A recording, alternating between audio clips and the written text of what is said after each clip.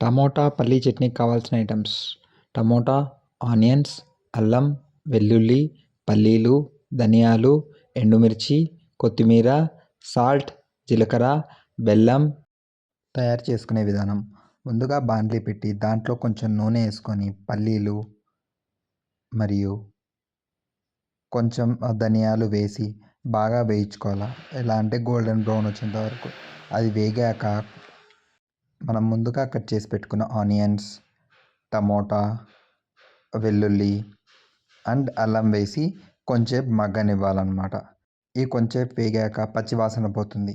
దీంట్లోకి మనము ఎండుమిర్చి వేసి కొంచెంసేపు మగ్గనివ్వాలి. అంటే బాగా మగ్గితే మాత్రం మిక్సీకి బాగా వస్తుంది. ఒక తిప్పుకొని బాగా మగ్గనివ్వాలి. ఇదిగోండి నేను చూపిస్తున్నా కదా, ఆనియన్స్ వచ్చేసి గోల్డ్ బ్రౌన్ రావాలా, ప్లస్ టమోటాస్ అలా పట్టుకుంటేనే మెత్తగా అయిపోవాలా. ఇవి మగ్గాయని తెలిసాక కొత్తిమీర వేసుకొని బాగా కలుపుకొని కొంచెంసేపు అలా బాగా కలుపుకోవాలన్నమాట. కలుపుకుంటే ఆ ఫ్లేవర్ అంతా అన్నిటికీ పడుతుంది. పట్టాక ఒకసారి మూత పెట్టేసేసి స్టవ్ ఆఫ్ చేసేసి మగ్గనివ్వాలన్నమాట.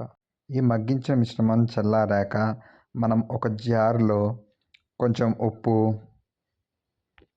కొంచెం జీలకర్ర, కొంచెం బెల్లం ఆర్ షుగర్, అది మన టేస్ట్కి బట్టి, దాని తర్వాత మనం చల్లార్చుకున్న మిశ్రమాన్ని అంతా మిక్సీలోకి వేసుకొని, నేనైతే మిక్సీలో చల్లార్చాను.